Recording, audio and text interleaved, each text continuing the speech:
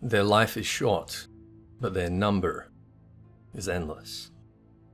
They, the Musselmänner, the drowned, form the backbone of the camp, an anonymous mass continually renewed and always identical, of non-men who march and labor in silence, the divine spark dead within them, already too empty to really suffer. One hesitates to call them living. One hesitates to call their death death, in the face of which they have no fear, as they are too tired to understand. They crowd my memory with their faceless presences, and if I could enclose all the evil of our time in one image, I would choose this image, which is familiar to me: an emaciated man with head dropped and shoulders curved, on whose face and in whose eyes not a trace of thought is to be seen.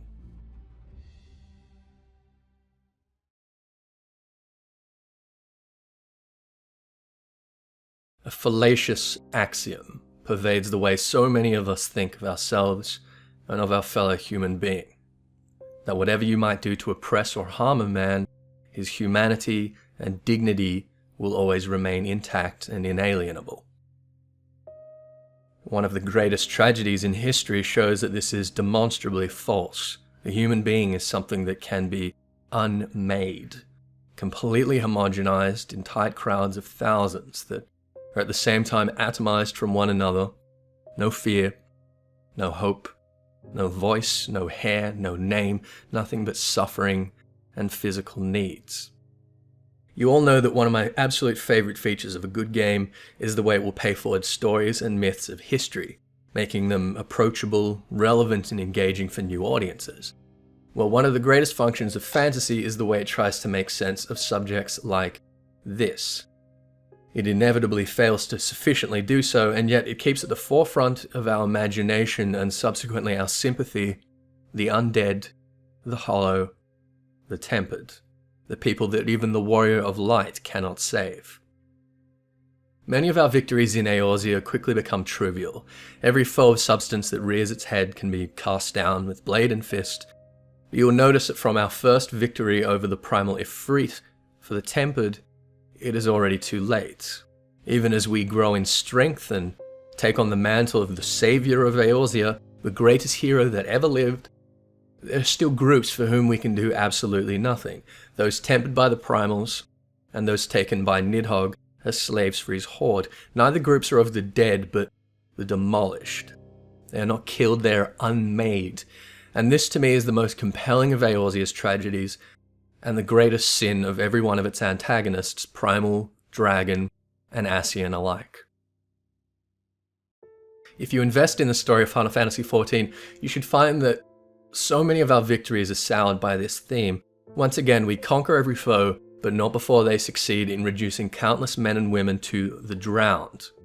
And the fate of these people will never be trivialized, so long as it remains, as I hope, beyond our power as the warrior of light to reverse.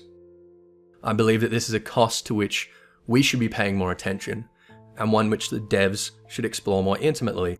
Why? Because it should upset us. Only a fool thinks that digital media is devoid of moral discourse. The fact is that a well-composed piece of writing, film, music, or gaming challenges us to think about the real world in powerful and moving ways. Writers and composers have ever been the greatest motivators for civil rights, for sexual liberation, for outrage towards every kind of injustice, and for sympathy towards people that would otherwise remain foreign and frightening to us at best, and at worst, silent and unheard of. They give a phenomenology and a passion to abstract ideas, and where composers once had but a story or a song within which to brew this sympathy, they now build entire worlds in which we are invested and through which they can inspire and challenge us. Worlds like Eorzea. As I already touched on, I think that a captivation with the tempered and the drowned is a kind of pre-conscious recognition of that most terrible preventable tragedies, the way that, against our every impulse, men and women can and have been systematically unmade in the millions. The fact that I think this is pre-conscious, that When we see the tempered of Ifrit, the drowned of Leviathan, and the converted Ishgardians of the Dravanian horde, it is not a deliberate and ready allusion to the condition of an Auschwitz prisoner or similar. In the same way that many other things, the primals, all the weapons we've covered in the armoire, are deliberate illusions. It moves further and further away from us. And this is a missed opportunity. I see the way that the sympathies felt by this community compels so many of us to act.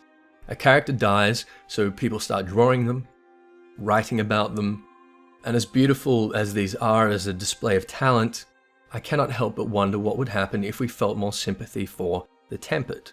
The characters we do feel the most sympathy for, characters like Oshufong, they're usually warriors, combatants, the kinds of victims of war which we cannot ordinarily prevent.